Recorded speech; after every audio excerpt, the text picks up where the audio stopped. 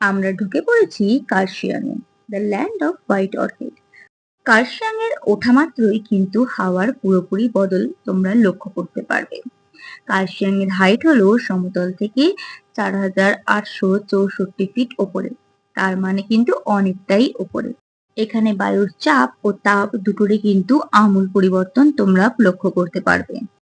ভৌগোলিকভাবে আমরা কিন্তু জানি যে যত ওপরে উঠবো তত বায়ুর চাপ আর তাপ এই দুটোই কিন্তু কমতে থাকে। আর এই কার্শিয়াং থেকে একটু ভেতরে গেলেই পরে টুং, আর এই টুং এর থেকে একটু এগোলেই হাইওয়ের উপরে পড়বে এই সুন্দর দেখতে ক্যাফেটা। এটা আমার 5 নম্বর মানে 5th টাইম আর কি, যেখানে আমি দার্জিলিংয়ের নর্থ বেঙ্গলে এসেছি বা দার্জিলিংয়ে যাচ্ছি, দার্জিলিংয়ের পথে যাচ্ছি। বাট এই জায়গাটা আমার অলওয়েজ মিস হয়ে গেছে, কিন্তু এইবারে না, এইবারে আমি এই জায়গাতে এসেছি। আর সেটা কোন জায়গা চলো তোমাদেরকে দেখাই। দিস ইজ মার্গারেট ডেক, যেটা আমার অনেক বছর ধরে প্ল্যান ছিল, বাট আমি জীবনেও কমপ্লিট করতে পারিনি। But this time it's happened. এই ক্যাফেটার অবস্থান যদি তোমরা বলো তাহলে টুং থেকে একটু এগোলেই কার্শিয়াং আর দার্জিলিং এর যে হাইওয়েটা আছে সেটার উপরেই পড়ে। এটা ভেতরে ঢুকলে দেখতে পাচ্ছ বিশাল বড় লন। এটা কি গো? Token for what? হ্যাঁ হ্যাঁ, গেট পাস। ওকে। ভেতরে ঢোকা মাত্রই বুঝতে পারলাম এখানে কিন্তু বিভিন্ন প্রকার চা, তার চার কোয়ালিটি, তার ম্যানুফ্যাকচারিং, বিভিন্ন রকম ধরনের বিভিন্ন এই দেখতে পাচ্ছ টিপট গুলো সাজানো আছে। রেস্টুরেন্ট বা ক্যাফে যাই বলো না কেন, নাম কিন্তু টিপট, তাই এখানে বিভিন্ন রকমের টিপট সুসজ্জিত করে রাখা আছে, যেখান থেকে কিন্তু তোমরা কিছু কিছু ফর সেলও আছে, কিনতেও পারো। এখানে বিভিন্ন রকম ফ্লেভার চা, বিভিন্ন রকম দার্জিলিং, দেখো চা কিন্তু বিভিন্ন টাইমে তোলা হয়, সেই হিসেবেও কিন্তু চায়ের দাম আর গুণগত মান এই দুটোই ঠিক করা হয়। সেই রকম ভাবে কিন্তু এখানে সব রকম চা তোমরা পেয়ে যাবে, এখানে এসে নিতে পারো। এটা হলো মেইন ক্যাফের এন্ট্রান্স, আমাদের টাইম আসলে আমরা যাব। এন্ড ফাইনালি আমাদের টাইম এসে গেছে আর আমরা চলো ভেতরে যাই।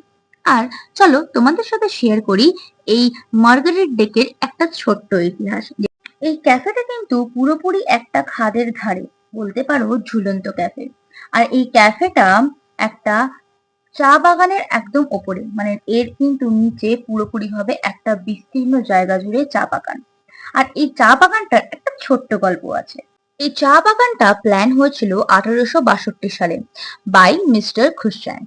আর ওনারই এই চা বাগানটা ছিল, যেটা আগে মানে 1862 সালে এটার নাম ছিল ছোটারিংটন, যেটা পরবর্তীতে মেবি গুডরিকের আন্ডারে চলে যায়। আর এখন কিন্তু এটা কিন্তু এখন আছে পুরোপুরি গুডরিকের আন্ডারে। বাট চলো আবার পেছনে যাওয়া যাক। এই চা বাগানটার নাম ছিল ছোটারিংটন, আর এটা কিন্তু এই মিস্টার ক্রুশচ্যাঙ্কের আন্ডারেই ছিল। কিন্তু সেই সময়ে এই মিস্টার ক্রুশচ্যাঙ্কের মেয়ে মার্গারেট একটা দুর্ঘটনাবশত তার মৃত্যু হয়। তখন এই ক্রুশচ্যাঙ্ক কি করে, এই চা বাগানটার নাম দেয় মার্গারেট। পরবর্তীতে চা বাগানটা গুডরিকের আন্ডারে গেলেও এই ডেকটার কিন্তু নাম সেই মার্গারেট, সেই ছোট্ট মেয়েটার নামের আদলেই তৈরি করা হয় এই মার্গারেট ডেক। নামটা কিন্তু সত্যি সুন্দর। আর যাই হোক, এখানে আমাদের চলে এসেছে ফার্স্ট ফ্লেশ দার্জিলিং টি, চলো টেস্ট করা যাক। ক্যাফের নাম টিপট, আর আমাদের টিপটে এখানে চলে এসেছে দার্জিলিং টি। আর দার্জিলিং এর চা কিন্তু ওয়ার্ল্ড ফেমাস। দার্জিলিং এর এই ফাইনেস্ট স্মেল আর গন্ধের জন্য এটা কিন্তু পুরো বিশ্বে বিখ্যাত, আমরা সবাই জানি। সেটা কিন্তু আজকের নয়, বিগত বছরের পর বছর ধরে ব্রিটিশ আমল থেকে কিন্তু দার্জিলিং এর চা বিখ্যাত। আর এই ক্যাফের মেনু কার্ড কিন্তু তোমরা অনলাইনেও অ্যাভেলেবেল পেয়ে যাবে, তো তোমরা সেখান থেকে চেক করতেই পারো এখানে কি কি মেনু আছে। তাই আমি আর আলাদা করে বললাম না। আমরা একদম সিম্পলি চিকেন স্যান্ডউইচ নিয়েছিলাম একটা, আর নিয়েছিলাম দার্জিলিং টি। আর এটা হলো ভিউ আমরা যেখানে বসেছিলাম সেখান থেকে। এখানে দুটো সেকশন আছে, একটা কাচের রুম আর আরেকটা একটা কাঠের রুম, যেখানে আমরা বসেছিলাম। কারণ বাল্কে যদি তোমরা যাও তাহলে তোমাকে এই কাঠের রুমটাই দেওয়া হবে, কারণ কাচের রুমে অনলি 4 সিটস অ্যাভেলেবেল, তো 4 জন এলেই ওকে ঢোকে।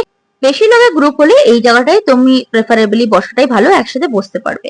যাই হোক, আমার তো বেশ ভালো লেগেছে। আর যারা কার্শিয়াং হয়ে যাচ্ছ এই পথে, অবশ্যই মার্গারেট ডেকের চা কফি ট্রাই করে যেও।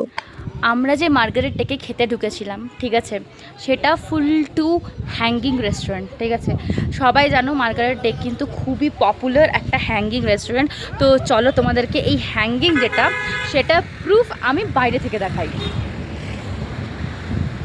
এই দেখো, এটা হলো মার্গারেট ডেকের বাইরেটা। এখানে যদিও এই নেটটা দেওয়া আছে, বিকজ এখানে পুরো খাদ আর এটা হ্যাঙ্গিং, এটা আগে খোলা ছিল বাট এখন মেবি দেওয়া আছে।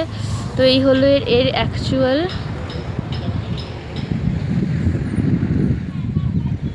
দেখতে পাচ্ছ এখান থেকে?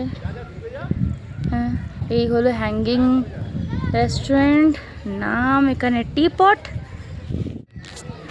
চা আর স্যান্ডউইচটা বেশ ভালোই খেলাম আমরা, যেহেতু অলওয়েজ খেয়েছি না, তো পেটটা ভরাই ছিল। তো শুধু চা আর একটা চিকেন স্যান্ডউইচ নিয়েছিলাম। খাবার দাবার বলতে চিকেন স্যান্ডউইচটাই বলতে পারো, খুব ভালো ছিল, আমার বেশ পছন্দ হয়েছে। আর যে চাটার কিন্তু স্মেলটা খুব ভালো ছিল, লিকারটা খুব ভালো ছিল।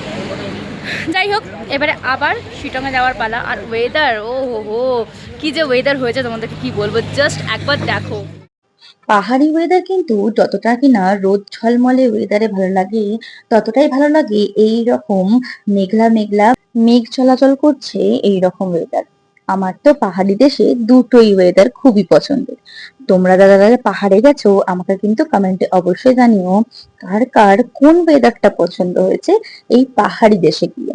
তো চলো, ব্লগটা এখনকার মতো এখানে শেষ করছি, আবার নেক্সট ব্লগে দেখা হবে। টাটা। ভিডিওটা ভালো লেগে থাকলে অবশ্যই একটা লাইক করতে ভুলো না, and subscribe for more such videos. Tata.